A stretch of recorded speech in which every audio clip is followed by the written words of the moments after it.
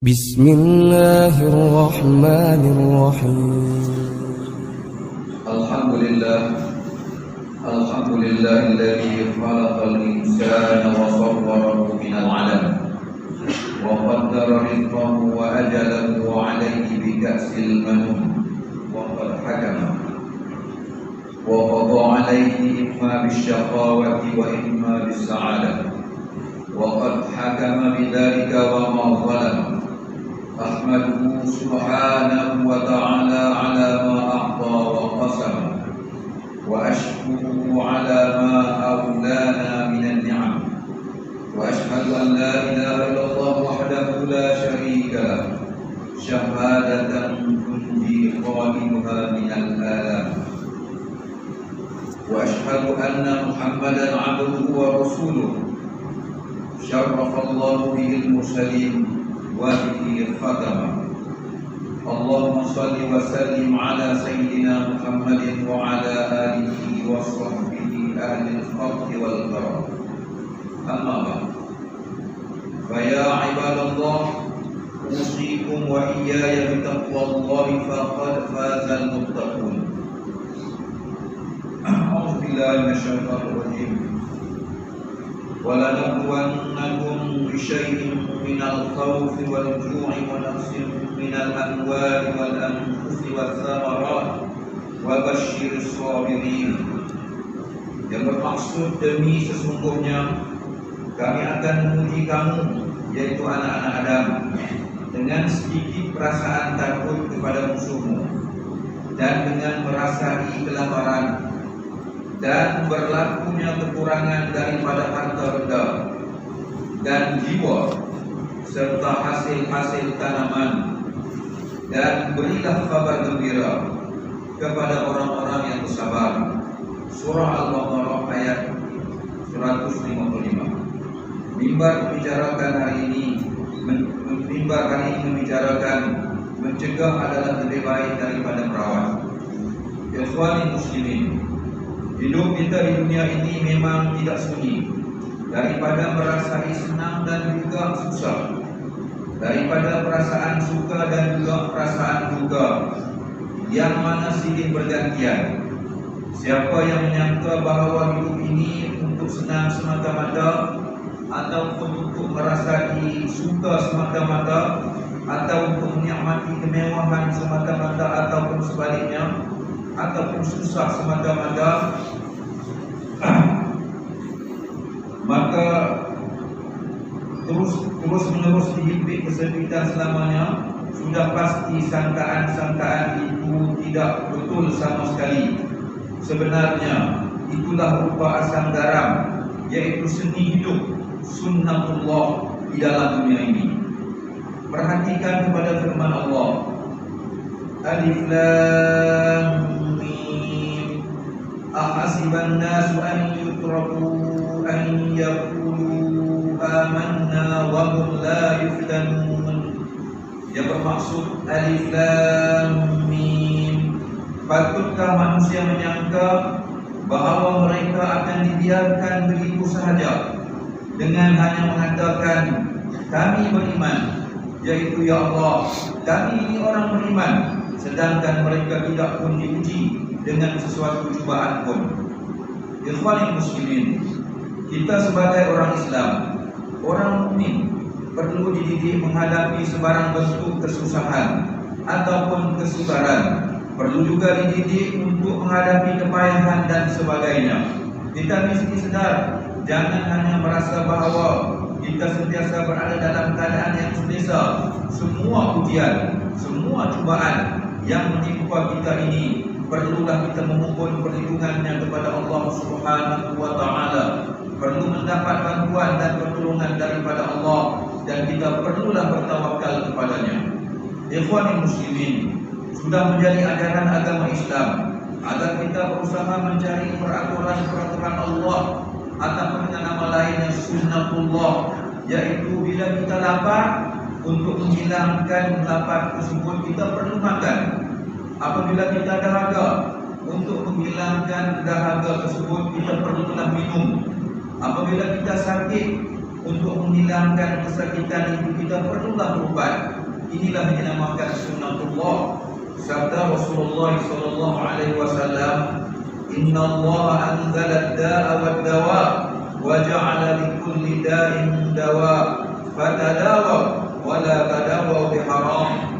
Hadis riwayat Abu Daud, yang bermaksud sesungguhnya Allah Subhanahu wa taala telah menurunkan penyakit dan juga obatnya, dan jadikan setiap penyakit itu ada obatnya. Maka hendaklah kamu berusaha merawat, tetapi jangan sampai merawat dengan perkara-perkara atau bahan-bahan yang diharamkan oleh Allah. Satu lagi yang menjadi ajaran agama Islam ialah kita bukan sahaja bila ditimpa dengan kesakitan perlu merawat penyakit, tetapi langkah-langkah pencegahan juga perlu dilakukan, yaitu al-wiqayatu khairun minal ilaj, yang bermaksud pencegahan itu lebih baik daripada merawatnya. Sidang jemaah yang dikasihi Allah sekalian, dalam hubungan kita sedang berhadapan dengan musibah wabak penularan COVID-19 ataupun COVID-19 ini, yang belum lagi ditemui vaksin yang boleh merawat secara sepenuhnya, maka langkah-langkah pencegahan perlu dilakukan. Antara lain, Rasulullah SAW telah pun mendidik kita agar menjaga pernafasan kita. Sebagaimana beliau bersabda, "Anna Nabiy sallallahu alaihi wasallam naha an yutanaffasa fil ina aw yunfaqa fihi." Yang bermaksud bahawa Nabi Muhammad sallallahu alaihi wasallam telah melarang kita bernafas ataupun meniup nafas kita di dalam bekas ataupun bejana. Anna Nabiy sallallahu alaihi wasallam kana idza aqasa waqqa wajhahu biyadi aw bi thawbihi wa ghadda biha sawtahu. Juga Rasulullah SAW mengajar kita bahawa Nabi Muhammad SAW apabila dia bersin, baginda menutup wajahnya dengan tangan ataupun kain sambil dia merendahkan suaranya. Pada masa kini kita diarahkan memakai pelitup muka, memakai pelitup muka yang menutup hidung. Malah seluruh SOP adalah kita sedang melaksanakan tuntutan sunnahnya Rasulullah SAW. Kita melakukan dengan kehendak agama. Sabda Nabi Muhammad SAW, "La yuridanna muridun ala musyahin." Yang bermaksud pesakit yang berpenyakit berjangkit janganlah datang kepada orang-orang yang sehat. Hadis riwayat Imam Al-Bukhari. "Idza sami'tum bil-ta'un bi ardin fala tadkhuluha wa idza waqa'a bi ardin wa antum biha fala takhruju minha." Hadis muttafaq alaih, bermaksud jika kamu mendengar atau mendapati wabak penyakit ta'un yang melanda di suatu tempat, janganlah kamu memasukinya. Dan jika kamu berada di kawasan tersebut, yaitu di kawasan yang berpenyakit, kamu jangan keluar daripadanya. Sabda Nabi Muhammad SAW lagi, "Wa firra minal madhum kama tafirru minal asad." Yang bermaksud kamu larilah daripada penyakit berjangkit seperti mana kamu melarikan diri daripada sang singa. Ikhwani muslimin sidang jemaah yang dikasihi Allah sekalian, semua ajaran dan didikan yang ditunjukkan oleh Rasulullah SAW adalah usaha-usaha pencegahan untuk kemaslahatan dan kebaikan umat Islam khasnya dan manusia secara umumnya. Ada juga suara-suara yang kita dengar bahawa langkah-langkah pencegahan dan SOP ini yang dikenalkan oleh kerajaan adalah tanda-tanda kelemahan iman, kerana lebih takut kepada penyakit daripada takut kepada Allah Subhanahu wa taala. Maka bin Khatib ini bertanya, siapalah yang lebih kuat dan imannya daripada Rasulullah SAW? Siapakah yang lebih takut kepada Allah daripada Rasulullah SAW?